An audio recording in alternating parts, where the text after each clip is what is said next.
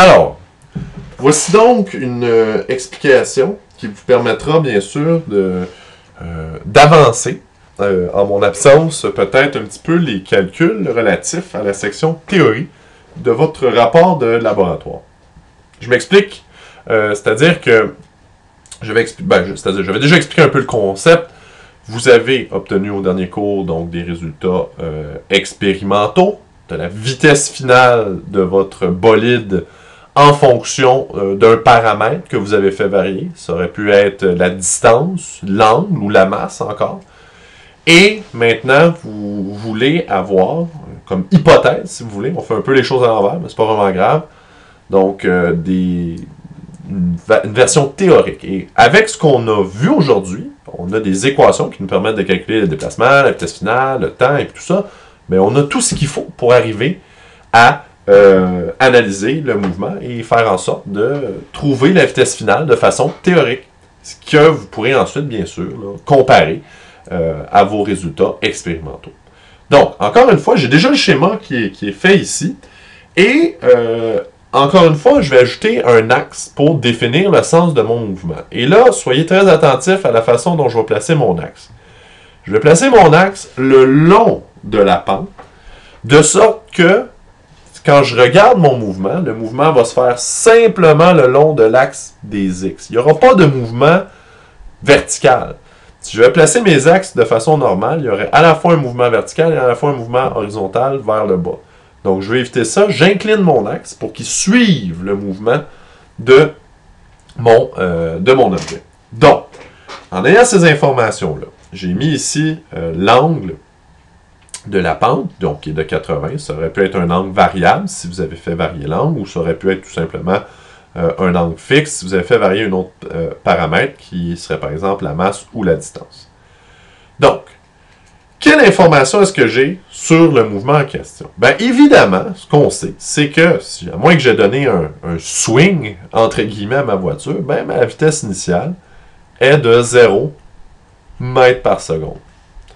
Donc, ça va pour ça. Également, donc, ce qu'on connaît, on sait que, bon, j'ai ma petite sonde de vitesse qui est à quelque part là, ici, bien, je vais connaître de façon générale le déplacement de mon bolide. Donc, si vous avez fait varier un autre paramètre que la distance, bien, à ce moment-là, cette valeur-là était fixe. Sinon, vous aurez à faire plusieurs fois le même calcul en utilisant un delta x différent à chaque fois pour trouver, bien sûr, la vitesse finale. Donc, pour les besoins de la cause ici, je vais dire par exemple, ben, je ne mettrai pas de valeur. Je ne mettrai pas de valeur pour delta x. Là. On sait qu'on le connaît. Je vais mettre un crochet. Juste pour dire qu'on sait qu'on connaît cette valeur-là. Ça peut être 1 mètre si vous n'avez pas fait varier votre distance. Ça pourrait être une distance variable. Bon, avec ça, je n'ai pas suffisamment de paramètres pour utiliser une équation. Ça me prend un autre paramètre. Les deux choix qui nous restent sont les suivants. Le temps et l'accélération. Ben, réglons tout de suite un problème. On n'a pas mesuré le temps dans le laboratoire. Donc, impossible d'utiliser ce paramètre-là. Donc, qu'en est-il de l'accélération? Est-ce que ce serait possible de trouver cette chose-là? Ben, en effet, c'est possible de trouver l'accélération. Et je vous donne une idée comment. Donc, je ne veux pas aujourd'hui vous révéler tout le calcul. Je veux vous donner une idée de comment on peut y arriver. Je crois, si ma mémoire est juste, ma connaissance des programmes de secondaire 4 est juste, que vous avez vu l'année dernière, qu'un objet, là je vais dessiner un autre schéma ici, un objet qui est en chute libre, voici une balle par exemple, qui tombe, a une accélération. Une accélération qu'on dit gravitationnelle. Elle accélère cette balle-là en raison de la gravité. Donc un objet qui est en chute libre, peut-être vous connaissez la réponse, et je crois que vous connaissez la réponse, vous vous en souvenez peut-être de l'année dernière. Donc cette accélération-là, elle est de 9,8 mètres par seconde au carré. Et cette valeur-là, elle est définie par plusieurs paramètres, là, entre autres la forme de la Terre, la masse de la Terre et tout ça. Éventuellement, dans le prochain chapitre, on va en reparler un petit peu plus en détail. Et ça, c'est une valeur qui est importante parce que c'est une valeur qui est universelle. Pour à peu près tous les objets, là, ça dépend certaines fois, à certains endroits là, sur Terre, certains des endroits plus hauts ou plus bas, là, on ne rentrera pas dans les détails, mais de façon générale, c'est 9,8 mètres par seconde pour tous les objets, mètres par seconde carré, pardon, pour tous les objets qui sont sur la surface de la Terre. Mais ça, c'est l'accélération lorsque l'objet tombe vraiment vers le sol en ligne droite. C'était pas tout à fait le cas ici. On n'avait pas vraiment une accélération vers le sol puisque mon objet n'était pas en chute libre. Mon objet suivait une pente. Donc, voyez bien ici ce que je vais faire. Et là, il faudra comprendre que l'accélération est une quantité vectorielle. Ce qui veut dire que je peux la décomposer d'une certaine façon. Et là, je peux faire certains trucs avec ça. On sait, comme je dis, que ce bolide-là, s'il n'avait pas eu de pente, son accélération serait de 9,8 vers le bas. Mètres par seconde carré. Nous, ce qu'on cherche à savoir, c'est pas l'accélération vers le bas. On cherche à savoir l'accélération le long de la piste. Donc, qu'est-ce que je vais faire? Ben, je vais, puisque l'accélération est une quantité vectorielle, décomposer celle-ci de façon perpendiculaire et parallèle à la piste. Ici, je forme un angle droit. Et moi, ce que je voudrais trouver, c'est cette partie-là de l'accélération. Je sais que l'hypoténuse de mon triangle, c'est 9,8 mètres par seconde carré. Donc, quelle est la partie le long de la piste? Quelle est ma composante le long de la piste? Est-ce que c'est compliqué à trouver, ça? Pas tellement. C'est un triangle rectangle. J'ai besoin d'un angle, par exemple celui-là. Et c'est assez facile de démontrer quelle est la valeur de cet angle-là, si vous connaissez l'angle de la piste qui est ici. Et ensuite, vous pourrez trouver la valeur de l'accélération.